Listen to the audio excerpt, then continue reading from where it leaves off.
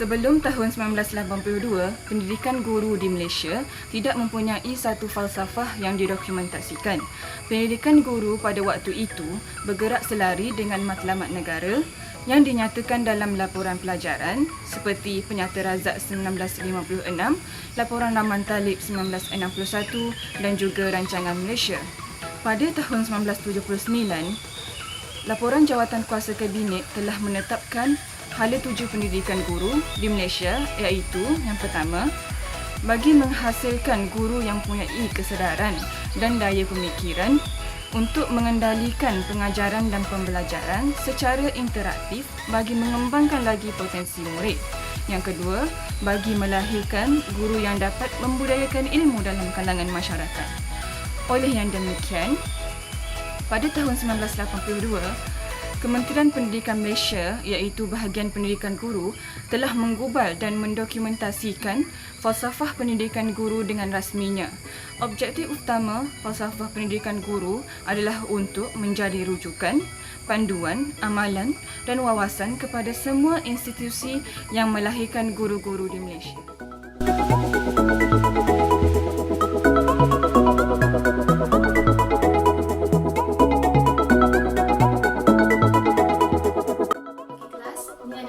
Exercise yang cikgu nak kamu semua buat balik rumah nanti. Okey, sebelum cikgu keluar, semalam cikgu ada ingatkan yang cikgu nak kumpulkan duit untuk kita beli buku latihan tu kan. So, cikgu nak seorang wakil untuk kumpulkan duit tu dan listkan nama yang dah bayar and then bagi kat cikgu lepas pada rehat nanti, okey? Okey, kelas bersurat. Assalamualaikum. Mana sebenarnya nama yang budak-budak bayar buku latihan ni? Jumpa pun. Kenapa baru 29 orang yang bayar? Mana seorang lagi? Ke 30 orang ke budak kelas ni? Tak apalah, tiklah dulu nama yang dah bayar ni.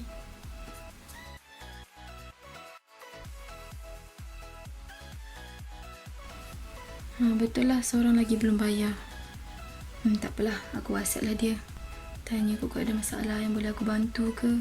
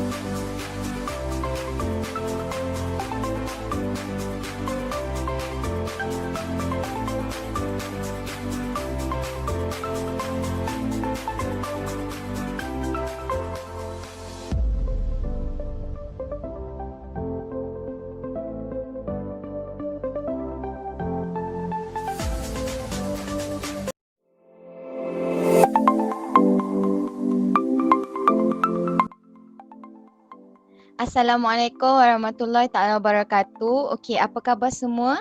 Bertemu kembali kita dalam kelas untuk membincangkan berkenaan tentang projek usahawanan kita yang akan dilakukan pada bulan hadapan.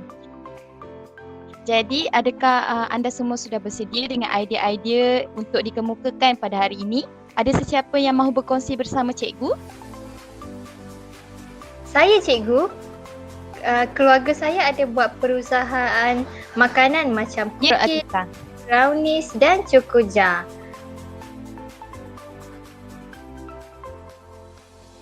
Oh, jadi sejak bila tu awak sudah mula mengembangkan bisnes keluarga awak?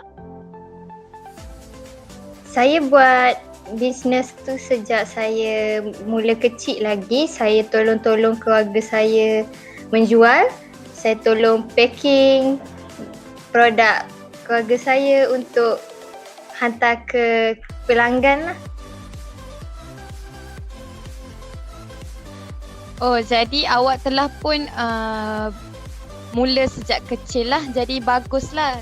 Jadi awak sudah mula mempunyai pelanggan tetap dan juga promosi yang amat memberangsangkan lah, sama ada di media sosial ataupun dalam kalangan kawan-kawan awak lah. Betul cikgu.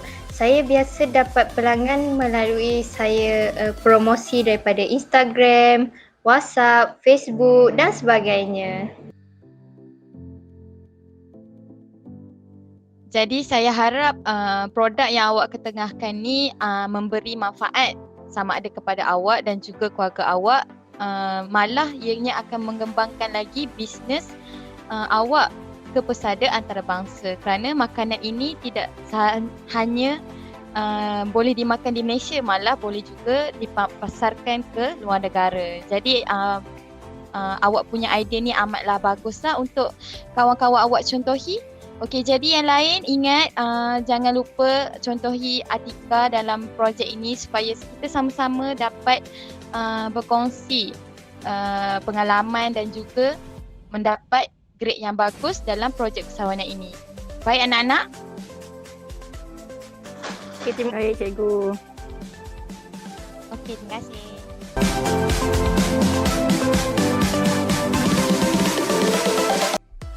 Assalamualaikum dan salam sejahtera. So perbincangan kita pada hari ini adalah berkaitan dengan tamadun di Malaysia, iaitu tamadun Cina, Melayu dan India. So daripada kita tahu setiap tamadunnya ada ajaran masing-masing, ada pelakuan masing-masing. So saya nak tanya satu persoalan lah. Adakah perpaduan di Malaysia telah tercapai? Apa pendapat anda semua? Ya saya cikgu, saya ingin saya rasa bahawa Malaysia ni masih lagi tidak mencapai perpaduan seperti apa yang kita mahukan, kerana Malaysia masih lagi mengamalkan sikap asabiah, iaitu hidup berpuak-puak lah bagi pendapat saya. Okey, yang lain? Pendapat saya pula cikgu, bagi saya negara kita sudah pun mencapai perpaduan, memandangkan kita boleh tengok di dalam kelas seperti sekolah-sekolah ataupun universiti, bangsa Melayu boleh bersama di dalam kelas dengan bangsa India dan juga Cina, dan tiada perbadahan ataupun rasis lah antara mereka di dalam kelas pada pendapat saya. Okey, terima kasih atas pandangan. Okey, yang lain ada? Pada pendapat saya, perpaduan yang berlaku sekarang adalah di peringkat sederhana, di mana kita dapat melihat masyarakat di Malaysia ini adalah terdiri daripada berbilang kaum dan agama dan bangsa.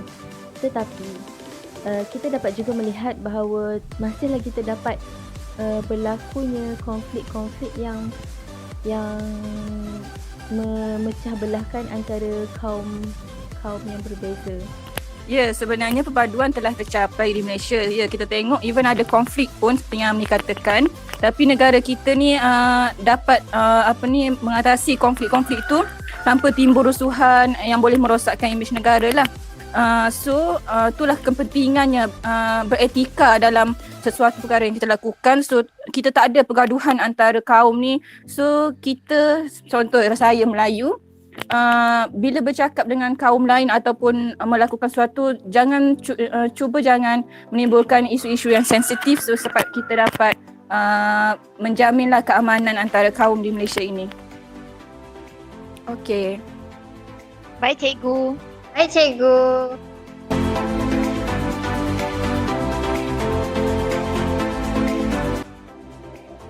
Okey murid-murid, sebelum kita habis kelas, cikgu nak tunjuk satu video kepada murid-murid, dan lepas tengok nanti cikgu nak kamu jelaskan apa iktibar yang kita boleh dapat daripada video tu. Masuk kau. Masuklah. Bodoh biang. Bodoh biang.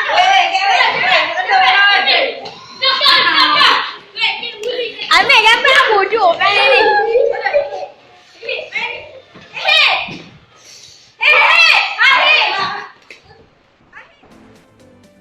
Okey, lepas tengok video ni, apa iktibar yang kamu boleh dapat daripada video tersebut? Ada siapa-siapa yang boleh jelaskan kepada cikgu. Ya, Amni. Okey, iktibar yang dapat diperolehi daripada video tadi ialah kita mestilah mematuhi peraturan sekolah supaya kita dapat mendisiplinkan diri kita dan bertanggungjawab terhadap perkara yang kita lakukan seperti tidak membuli pelajar yang lemah dan tidak berdaya. Okey, itu saja daripada saya. Terima kasih cikgu. Okey, terima kasih Amni atas pendapat Amni itu. Okey, kita boleh tengok sekarang banyak kes buli yang berlaku di sekolah, tidak kira di sekolah menengah ataupun sekolah rendah. Punca daripada kes buli ni banyak, iaitu dari pengawasan daripada guru yang kurang dan juga pengawasan daripada keluarga, iaitu ibu bapa mereka sendiri. Jadi untuk mengelakkan ataupun mengurangkan kes buli ni, kita sebagai murid perlu lah bersikap berdisiplin dan mendengar kata ibu bapa. Oleh itu, saya sebagai seorang guru perlu menerapkan disiplin dalam diri murid-murid dan kamu sebagai murid-murid perlulah mematuhi peraturan-peraturan tersebut supaya masa depan kamu akan menjadi lebih baik. Itu saja. Baik cikgu. Baik cikgu. InsyaAllah kami akan jadi manusia yang berguna pada masa akan datang.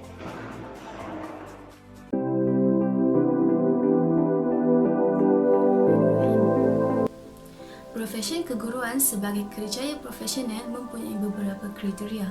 Kriteria yang pertama ialah kerjaya unik. Hanya guru yang berkemampuan untuk memberikan perkhidmatan yang terbaik untuk membangunkan personaliti, kebolehan intelek, rohani, emosi dan jasmani pelajar secara menyeluruh, bersepadu, seimbang dan harmoni.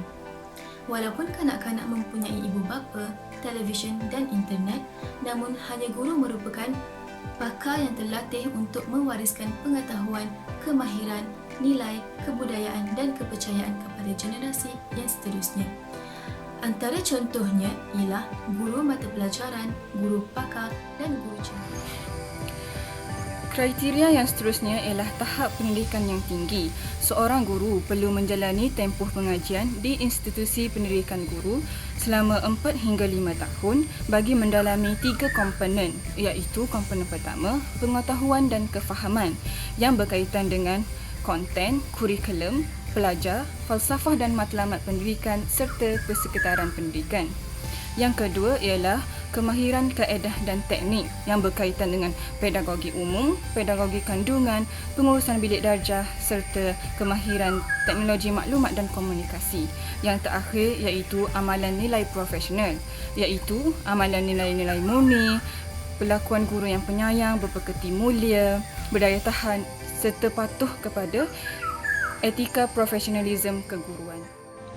Okey, seterusnya, latihan yang lama juga merupakan salah satu kriteria profesion keguruan di mana sebelum seseorang itu menjadi guru, seseorang itu perlulah mendapatkan latihan ikhtisas sebelum mencubukan diri dalam bidang pendidikan. Ikhtisas adalah pekerjaan yang memerlukan latihan dan pendidikan yang mendalam. Latihan ikhtisas ini membolehkan mereka mahir dan faham akan tanggungjawab mereka semasa melaksanakan tanggungjawab sebagai seorang guru. Sebagai contoh, latihan yang lama iaitu di universiti selama 4 tahun atau di institusi pendidikan guru. Kriteria yang seterusnya ialah kod etika perkhidmatan. Etika ialah suatu sistem yang berkaitan dengan dasar akhlak dan tingkah laku bagi sesuatu kumpulan manusia atau organisasi. Sistem dasar ini meliputi aspek-aspek moral yang baik dan yang buruk serta yang betul dan yang salah dengan tujuan memberi garis panduan kepada ahli-ahli berkenaan. Dalam konteks perguruan, etika yang dipegang oleh Kementerian Pendidikan Malaysia ialah Tata Susila Profesion Keguruan. Etika tersebut adalah garis panduan dan dasar yang perlu dipatuhi oleh semua kaki tangan perguruan. Seseorang yang melanggar etika tersebut akan dikenakan tindakan terhadap tata tertib dan dikenakan hukuman sewajarnya. Assalamualaikum warahmatullahi taala wabarakatuh. Seterusnya saya akan menjelaskan tentang persatuan dan tanggungjawab yang merupakan sebahagian daripada kriteria profesi keguruan sebagai kerjaya profesional. Untuk persatuan, kebanyakan profesi mempunyai suatu badan atau organisasi yang terdiri daripada pelbagai jawatan kuasa, pasukan petugas dan sebagainya yang berusaha untuk mencapai matlamat untuk meningkatkan imej profesi. Badan-badan ini mempunyai kuasa untuk mengambil tindakan terhadap ahli-ahli mereka yang melanggar kod etika yang telah dipersetujui. Akhir sekali adalah tanggungjawab. Ahli suatu profesi telah diamanahkan dengan tanggungjawab terhadap semua keputusan dan tindakan yang dilakukan. Oleh kerana perkhidmatan yang diberikan oleh seseorang yang profesional itu melibatkan kebajikan manusia, maka tanggungjawab amatlah berat untuk digendong.